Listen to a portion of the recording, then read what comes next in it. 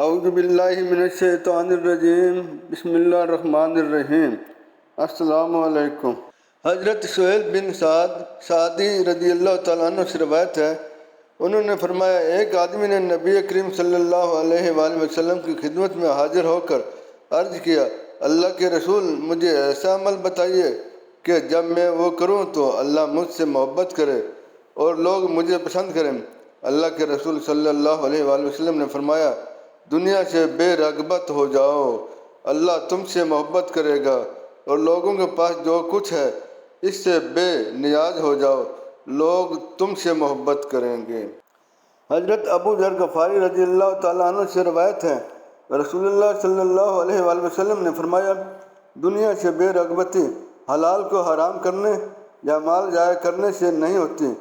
دنیا سے بے رغبتی کا مطلب یہ ہے کہ تجھے اپنے پاس موجود چیز پر اللہ کے پاس موجود چیزوں سے زیادہ اعتماد نہ ہو، اور تجھ پر جو مصیبت آئے تو اس کے ثواب کے زیادہ رغبت رکھتا ہو کہ وہ دنیا میں آنے کے بجائے آخرت میں پیش آنے کے لیے تیرے لیے باقی رہے۔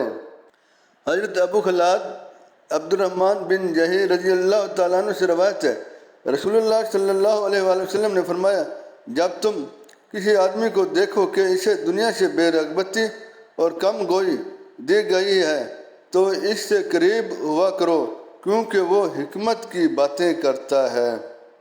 حضرت ابو موسیٰ اشعری رضی اللہ تعالیٰ عنہ سے روایت ہے، رسول اللہ صلی اللہ علیہ وآلہ وسلم نے فرمایا، قیامت کے دن لوگوں کی 3 پیشیاں ہوں گی، 2 پیشیوں میں تو بحث و مباحثہ بھی ہوگا اور معذرتیں بھی پیش کی جائیں گی، تیسری پیشی میں اعمال نامے اڑ کر ہاتھوں میں آ جائیں گے، کوئی اسے اپنے دائیں ہاتھ میں لے گا اور کوئی بائیں ہاتھ میں۔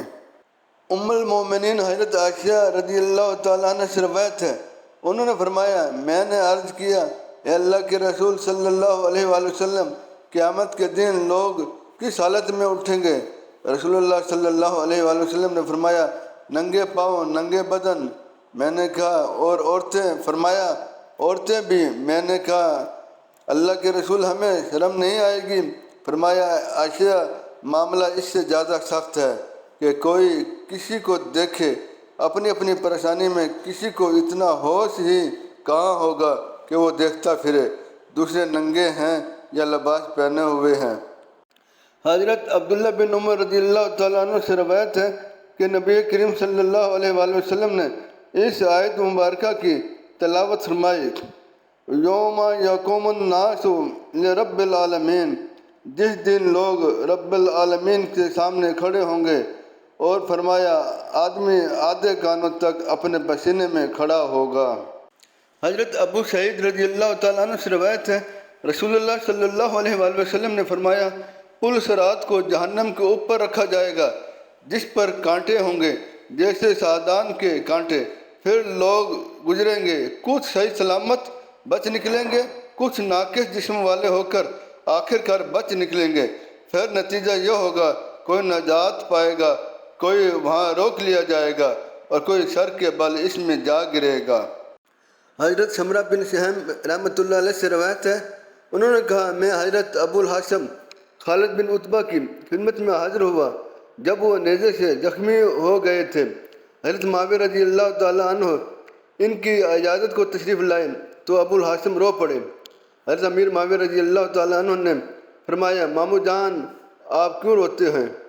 کیا درد زیادہ پریشان کر رہا ہے یا دنیا کے چھوڑنے پر غمگین ہیں؟ اس زندگی کا عمدہ حصہ تو گزر گیا ہے، اب تو نکمہ حصہ ہی باقی ہے جس میں دکھ تکلیف زیادہ ہوتی ہیں۔ حضرت ابو الحسن نے فرمایا، ان میں سے کسی بات پر نہیں، لیکن رسول اللہ صلی اللہ علیہ وآلہ وسلم نے مجھ سے ایک وعدہ لیا تھا، کاش میں اس کے مطابق چلا ہوتا۔ رسول اللہ صلی اللہ علیہ وآلہ وسلم نے فرمایا تھا، شاید تم کو بہت اموال ملیں جو لوگوں میں تقسیم کیے جا رہے ہوں، ان کا لالچ نہ کرنا، تمہارے لیے تو اس میں سے ایک خادم اور ایک سواری کا جانور اللہ کی راہ میں جہاد کرنے کے لیے کافی ہے۔ مجھے مال ملا اور میں نے جمع کر لیا۔ حضرت عبداللہ بن عمر رضی اللہ تعالیٰ عنہ سے روایت ہے، انہوں نے فرمایا، میں نے رسول اللہ صلی اللہ علیہ وآلہ وسلم کو ممبر پر تشریف فرما ہو کر یہ فرماتے ہوئے سنا، جبار آسمانوں اور زمینوں کو اپنے ہاتھ میں لے لے گا۔ رسول اللہ صلی اللہ علیہ وآلہ وسلم نے یہ فرماتے ہوئے اپنا ہاتھ بند کیا، پھر اسے کھولنے اور بند کرنے لگے۔ پھر فرمائے گا، میں جبار زبردست ہوں، میں بادشاہ ہوں۔ کہاں ہے دنیا کے نام نہاد جبار، کہاں ہیں متکبر؟